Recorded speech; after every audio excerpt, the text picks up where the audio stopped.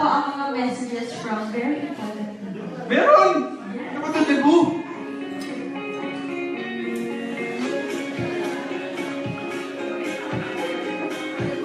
Hi Alden. I remember the first time I saw you. It was so many years ago at the Gold Sea sa conference room, and from the time nakita kita, sabi ko na talagang Alden has the star potential to make it really big. Kaya after that, alam mo naman, marami na tayong napagdaan ng years together, and I was right all along, and GMA's trust was not put to waste. I also remember the time na you were going to sign with Artist Center, and sabi ko sa'yo, Alden, 5 years ba? Sabi mo, Miss Annette, kahit forever. So, from that moment, alam ko na totoong kapuso ka, and that you have the sense of loyalty that is very rare in this industry. Pero yan yung quality na talagang important, because that shows that you have a lot of gratitude, and we hope that we are also able to show you how special you are to us, not just as a talent, but also as a friend. And you're very, very talented. I think you're one of the most talented actors in your generation. Malayo pa mararating mo. This isn't the peak of your career. Hindi pa nakikita ang talagang lahat na mabibigay mo. So, I'm looking forward to many, many more years working with you and watching you grow, not only as an actor, but also as a person. And lastly, I'm very, very happy that you attribute your success to God. Congratulations, Alden. I hope that your faith grows stronger and stronger, and your blessings become greater and greater. Congratulations to you, and I'm looking forward to many, many more years with you. We've watched your career from the very beginning until your meteoric rise to stardom.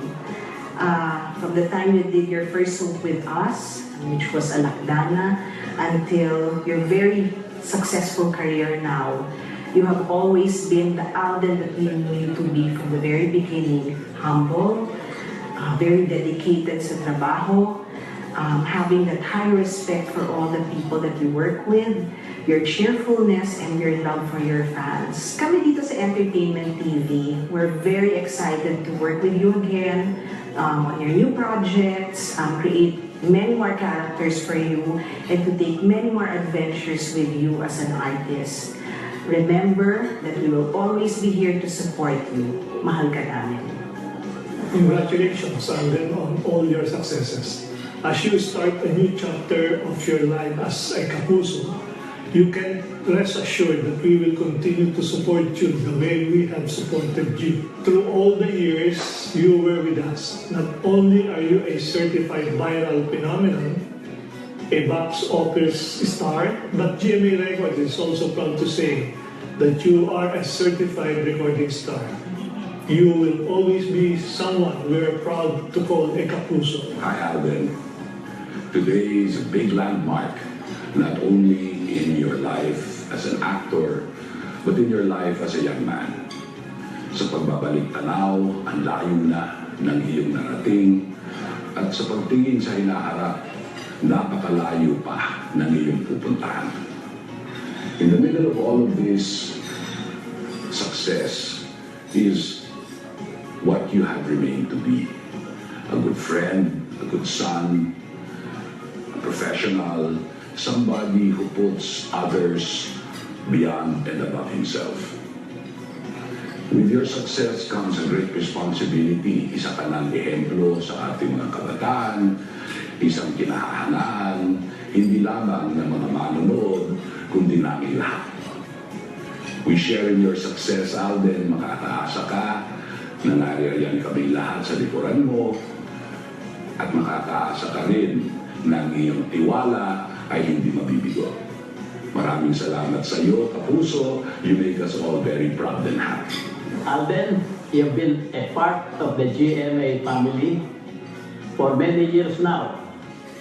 And we are very proud of the heights you have achieved because you are homegrown. Not only are you now one of the biggest stars of GMA, you are also one of the biggest stars in the country. We are also proud of you for the humility you have shown throughout this journey. You are living proof that one can reach the stars while keeping his feet firmly on the ground. Kaya kami ay lubos na nagagalak na napili mong manatili sa GMA, kung saan ka nagsimula and where you belong.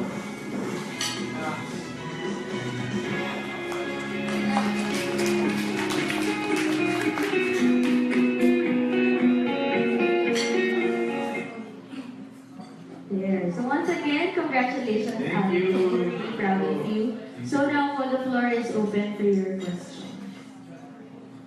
Our first question will come from Ariel. Talaga ba? Miss Arniel? Congratulations. Thank you. Anong pakiramdam na kung nakinusuporto sa ng GMA?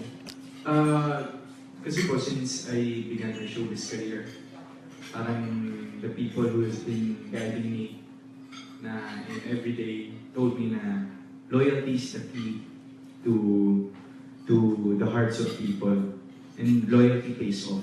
So this is the proof of it na parang for the past 5 years I've been very loyal to GMA, and the same is GMA to me. So hindi po ko pinabayaan in terms of projects, career path, the way they manage my career. Parang sobrang mutual, sobrang, kumbaga, I can't not imagine transferring to others, or to other, sa ibang bahay, than GMA, kasi they've been showing me nothing but support and care and love. So parang I don't really see myself moving out of my home network.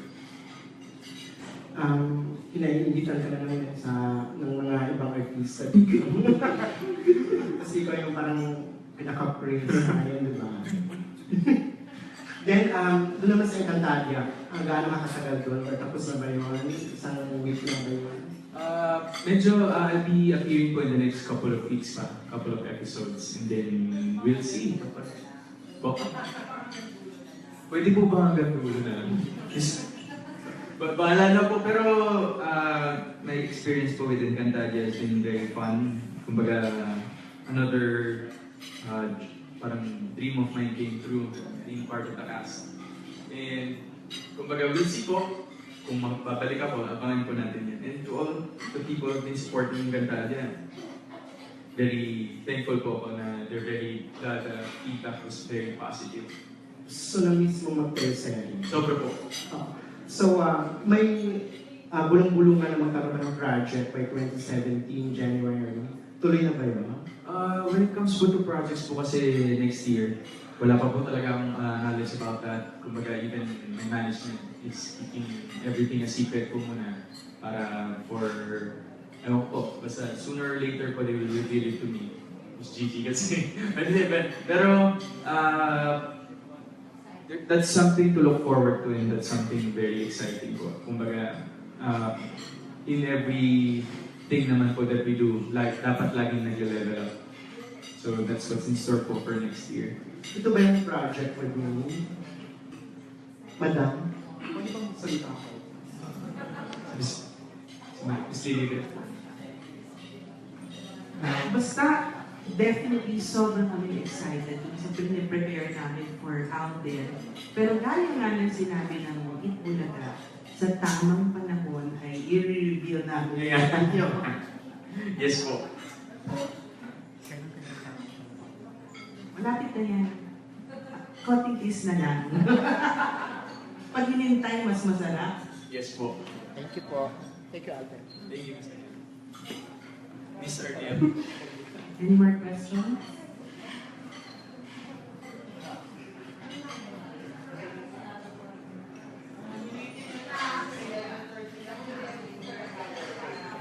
Hi, Tito Don. Ganda. Our next question po will come from Miss G. I'm Miss G. Congratulations. Thank you, ma'am. Everything na nangyayari blessings, diba? Yes po. Pero, can you share kung ano naman yung mga misgivings mo as celebrity?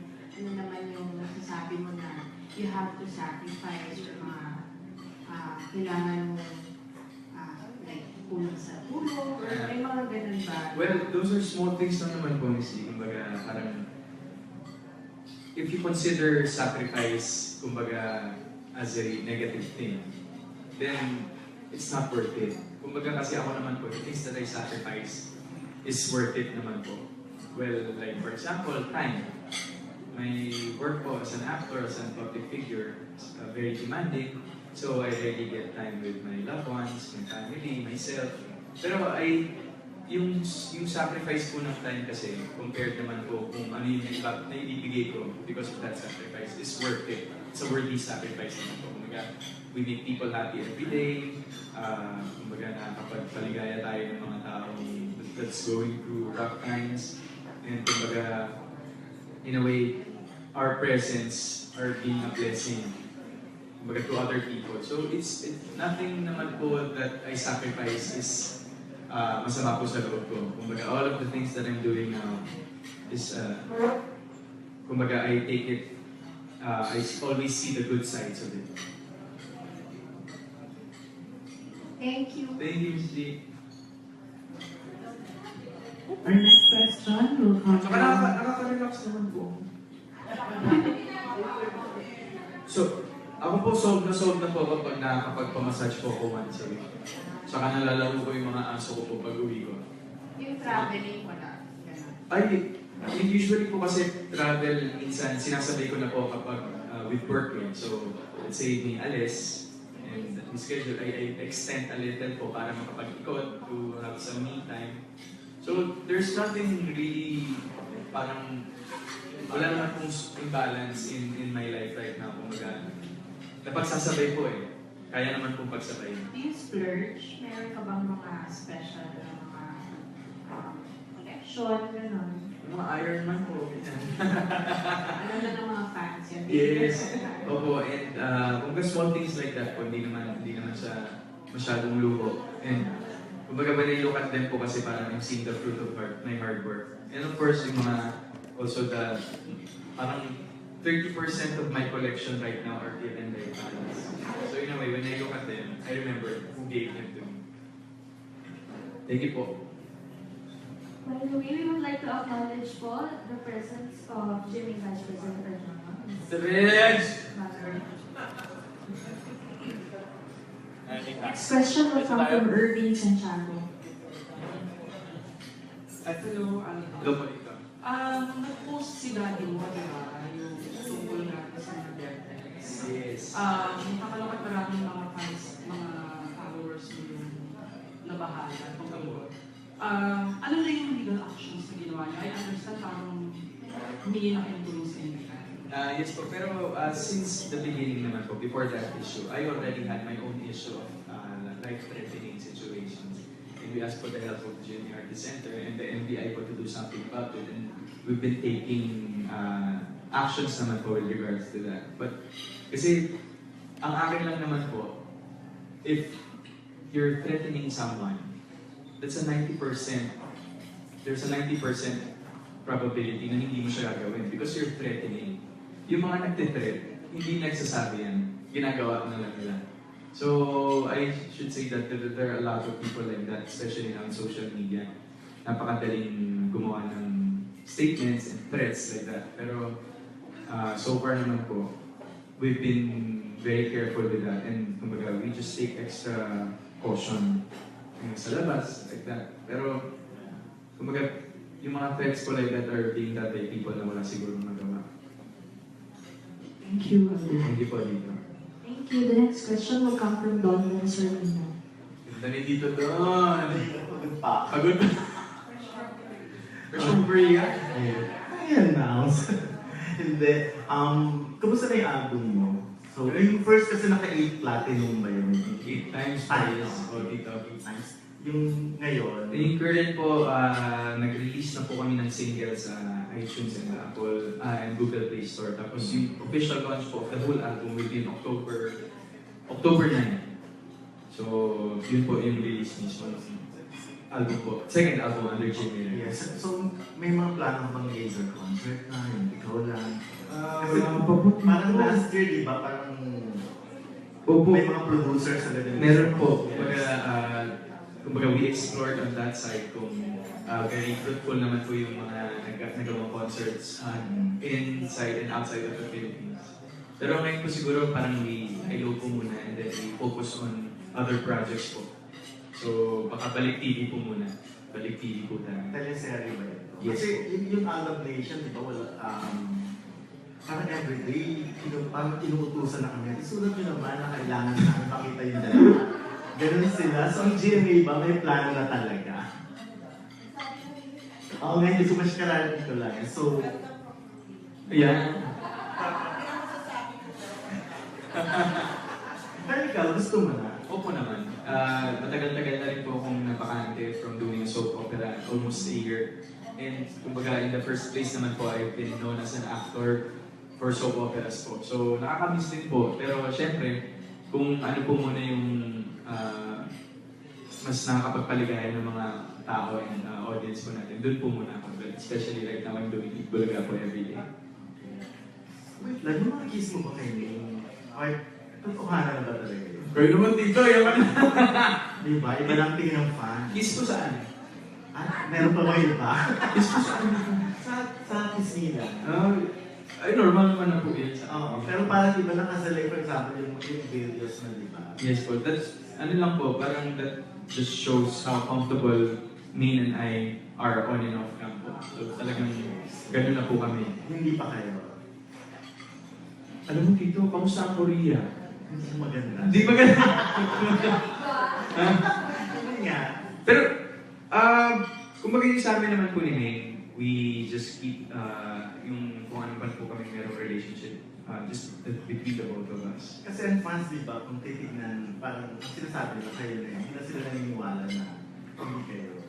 Well, we can't really say naman po what they, kumbaga kung ano pong naiisip nila. Pero as long as they're enjoying the thought of it and kumbaga kung masaya po sila na nakikita kami magkasama, okay lang po yun. Siyempre nabago lang talaga yung buhay mo, pero marami rin nabago ang buhay. Yes po. Dahil sa'yo. So, Wow. ano yung feeling doon? And pwede mo ba kami kwentuhan sa mga...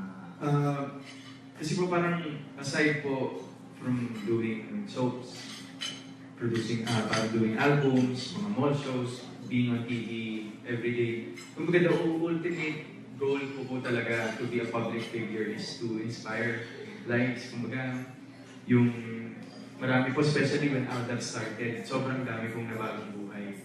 Ang dami pong lumalapit sa amin na, kumbaga, there was this one instance, di ko po makakalimutan na isa pong, her name was Tita Alice. She lives in California. And then, nung buhay pa po yung husband niya, they've been watching people like po for quite some time. And then when her husband passed away, dalawa lang sila eh. So parang everything fell apart. So since matanda na siya, wala siyang kasama, yung mga anak niya is working, may kanya-kanya na rin pong families. But when Aldab started, parang it was a new beginning for her. Yeah, maraming ganun kwento. Maraming ganun pong kwento na kami naman po kasi si Bulga, gusto naman po namin magpasaya eh. Hindi naman po ang ultimate goal, makapagpasaya, makatulong sa mga nangangailangan. But siguro po yung nakakapagpabago po kami ng buhay is a bonus. Yun po yung siguro masasabi kong isa sa mga motivations ko po na kumbaga yung puya, yung time ko po hindi ko naibigay sa family and sa personal life ko. Pero with that, solve na po ako sa ganun dito. Pag nakakarinig po ako ng mga ganung kwento. So ngayon mo lang reason para ma-break ang hearts nila. Wala akong reason. Okay. Yes. Any more questions?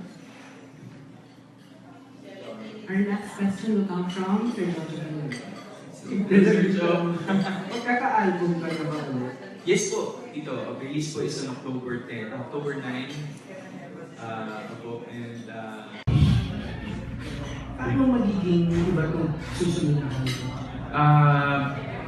Mas dinagdagan ko po yung religious songs kasi I believe po na the reason why the album is doing well is because I have one praise song inside. So sabi ko, I'd like to do more praise songs in my second album. So there are more po in that album. And at the same time, mas marami po ngayon yung originals.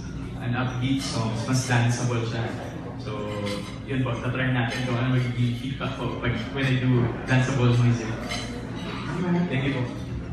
Okay, there you have it. Thank you for joining us this morning. Sorry po, medyo nagmadali kasi may bulaga pa po eh. Yeah, so once again po, thank you and good morning. Have a nice weekend, everyone. Thursday.